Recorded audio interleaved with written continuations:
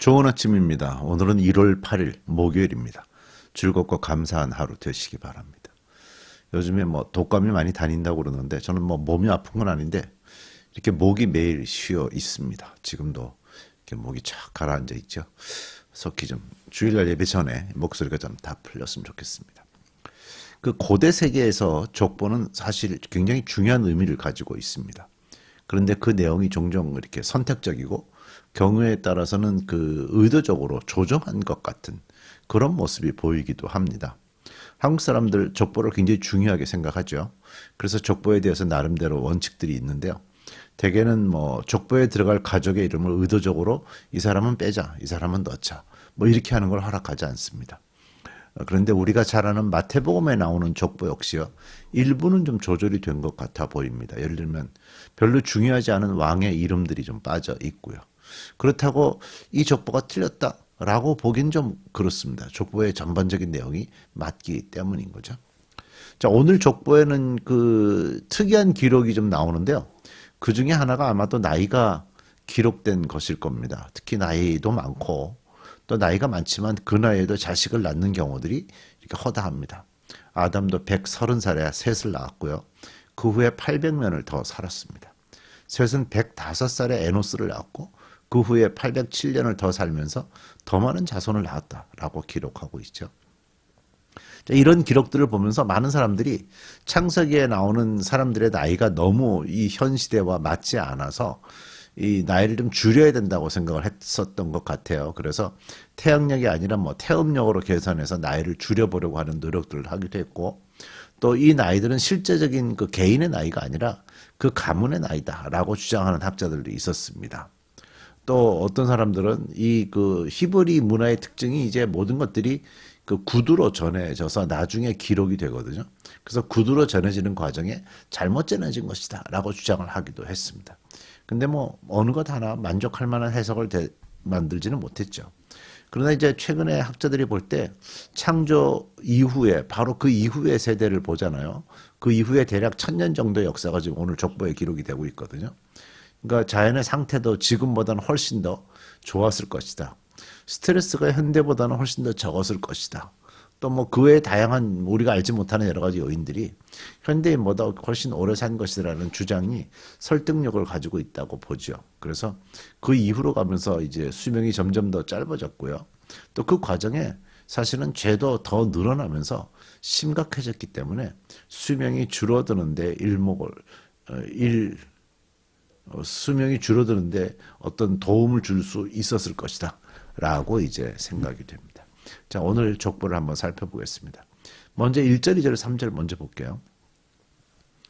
아담의 역사는 이러하다. 하나님이 사람을 창조하실 때에 하나님의 형상대로 사람을 만드셨다.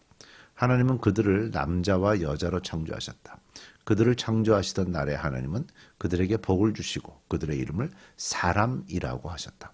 아담은 130살에 자기의 형상 곧 자기의 모습을 닮은 아이를 낳고 이름을 셋이라고 하였다.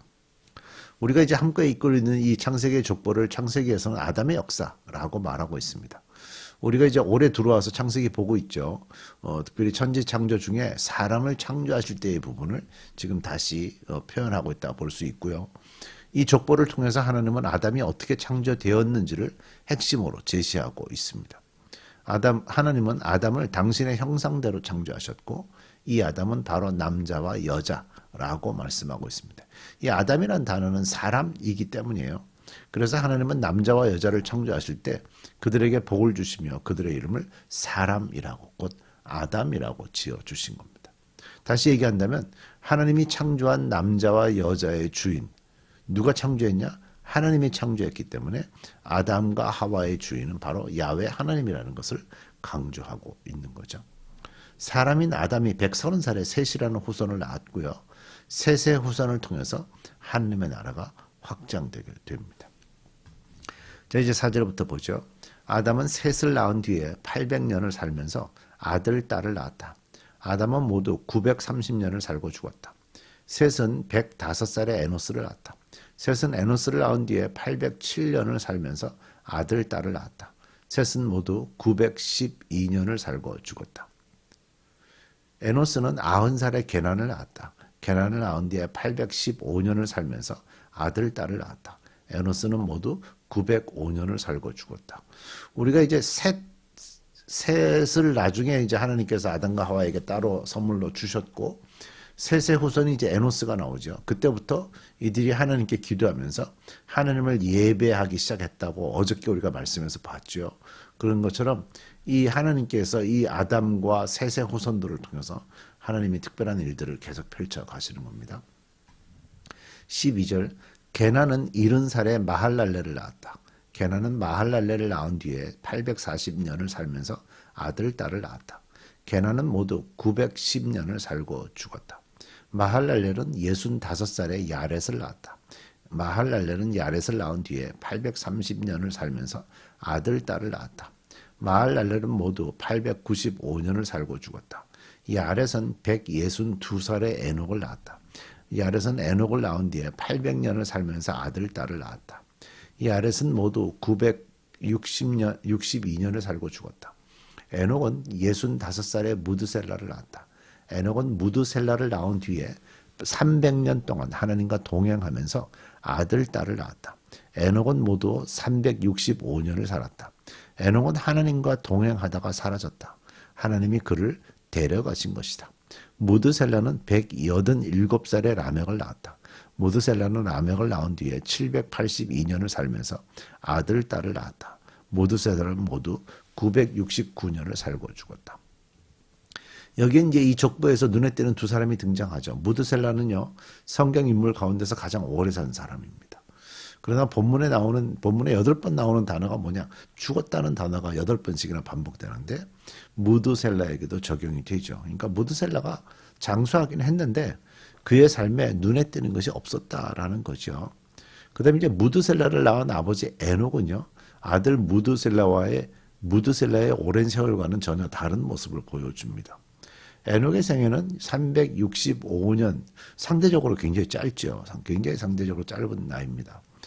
그런데 이 기간 동안 하나님과의 특별한 관계, 성경에서는 주로 인격적인 관계라고 표현하는데 이런 좋은 관계를 맺고 살았다고 기록합니다. 그 22절과 24절에 보면 두 번씩이나 하나님과 동행했다라고 기록하거든요.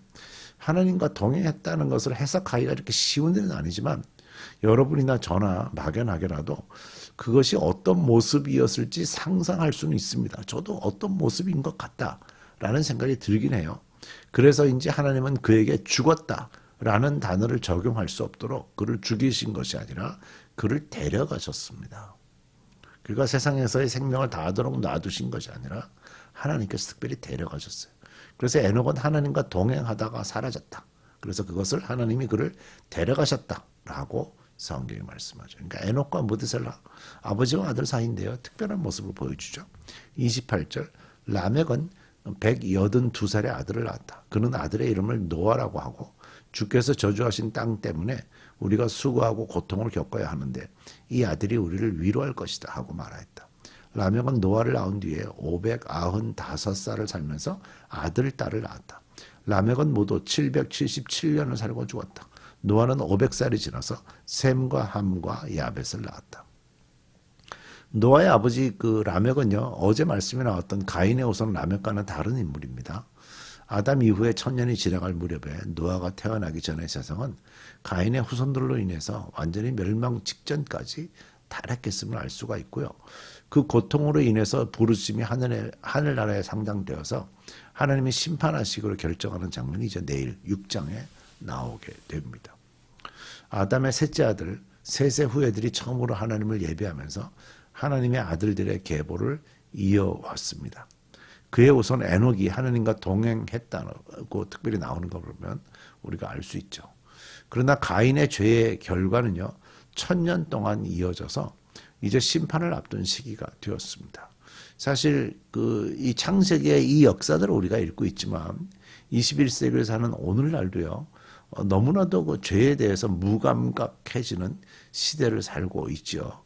그 모든 것들을 거짓말로 덮으려고 하는 그런 시대를 살고 있기 때문에 우리가 이 창세기 말씀을 묵상하면서 여러분들은 그런 세상 속에서 그들에게 휩싸이지 마시고 예배하며 하나님께로 나아가는 아담의 아들 셋과 에노스와 같은 그런 귀한 그리스도인들이 되시기를 소망합니다. 우리 기도하겠습니다. 하나님, 우리가 그 족보들을 보면서 1000년 동안에 얼마나 또 세상이 악해지고 있는지를 보게 됩니다. 우리들도 이 시대를 살고 있기에 정말 정신 차리지 아니하면 언제 죄가 우리를 집어삼킬지 알 수 없는 시대를 살고 있습니다. 우리가 정신 차리게 하시고 깨어있게 하시고 셋과 셋의 후손들이 하나님을 예배하고 살았다고 하는 것처럼 에녹이 하나님과 동행하며 살았다는 것처럼 우리도 말씀에 집중하고 하나님의 원하는 삶 속에 들어가도록 애쓰고 노력하는 그리스도인들 되게 해 주옵소서. 예수님의 이름으로 기도드립니다. 아멘.